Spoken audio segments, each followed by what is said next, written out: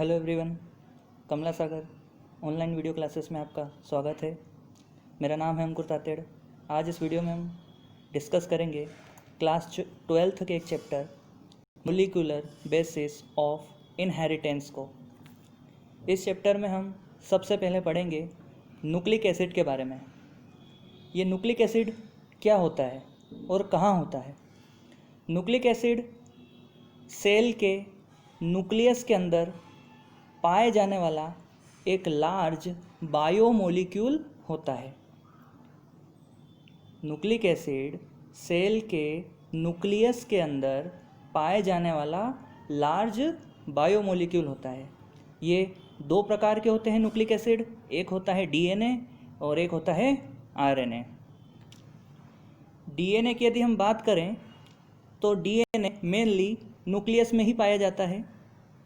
इसका अर्थ ये नहीं कि सेल में डीएनए सिर्फ न्यूक्लियस में ही पाया जाता है।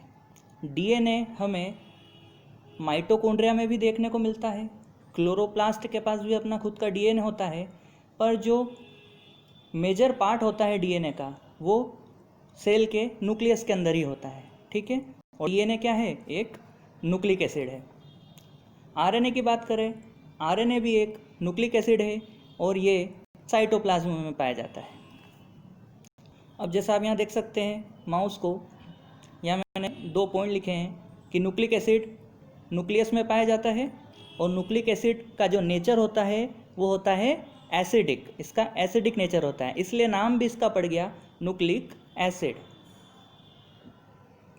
आइए अब हम न्यूक्लिक एसिड की डिस्कवरी की बात करें तो एक साइंटिस्ट थे फ्रेडरिच मिशर।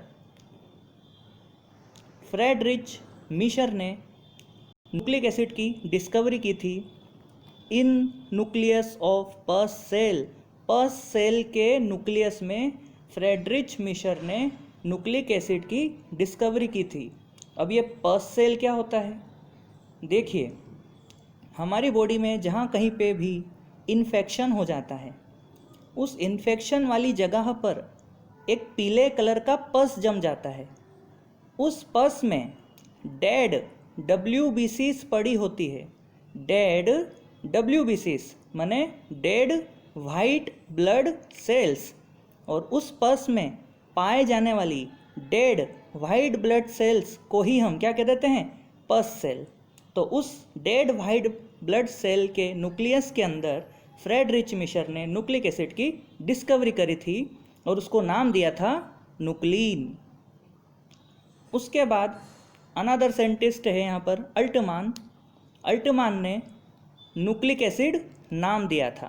तो न्यूक्लिक एसिड की डिस्कवरी तो की थी फ्रेडरिच मिशर ने और न्यूक्लिक एसिड नाम दिया था अल्टमान ने। फिर बात करें कि भाई हम कह रहे हैं डीएनए एक न्यूक्लिक एसिड है, आरएनए एक न्यूक्लिक एसिड है, तो ये न्यूक्लिक एसिड बनते किन चीज़ों से है? तो यहाँ मैंने एक लाइन लिखी है, देखिए, nucleic acids are polymer of nucleotides. इसका अर्थ ये निकलता है कि जब बहुत सारे न्यूक्लियोटाइड एक दूसरे से जुड़ जाते हैं तो वो क्या बना देते हैं? Nucleic acid. फिर से रिपीट करता हूँ, जब बहुत सारे न्यूक्लियोटाइड एक दूसरे से जुड़ जाते हैं तो वो बना देते हैं न्यूक्लिक एसिड। अब सवाल पैदा हो रहा होगा कि सर ये न्यूक्लियोटाइड क्या है? जी, हम अब देखते हैं कि न्यूक्लियोटाइड किन चीज़ों से मिलकर बने हैं। तो एक न्यूक्लियोटाइड बनाने के लिए हमें 3 चीज़ चाहिए होती है। हमें चाहिए होता है एक नाइट्रोजन बेस, हमें चाहिए होता है एक पेंटोस शुगर और हमें चाहिए होता है एक फॉस्फोरिक एसिड, मतलब H3PO4। तो एक न्यूक्लियोटाइड बनाने के लिए एक नाइट्रोजनस बेस चाहिए, एक पेंटोस शुगर चाहिए और एक फॉस्फोरिक एसिड चाहिए। जब ये तीनों चीज़ हमें मिल जाएगी तो हम एक न्यूक्लियोटाइड बना देंगे और ऐसे बहुत सारे न्यूक्लियोटाइड जब जोड़ देंगे तो क्या बन जाएगा? न्यूक्लिक एसिड बन जाएगा। अब सवाल आ रहा होगा, सर ये नाइट्रोजन बेस क्या होता है? ये कैसे दिखाई देते हैं? पेंटोस शुगर कैसी दिखाई देती है और फॉस्फोरिक एसिड कैसी दिखाई देती है? और अभी हम इन तीनों को कैसे जोड़ेंगे ताकि एक न्यूक्लियोटाइड बन जाए? तो इसके बारे में हम आने वाले वीडियो में डिस्कस करेंगे। अभी के लिए ये नोट्स आप लिख लो। Thank you.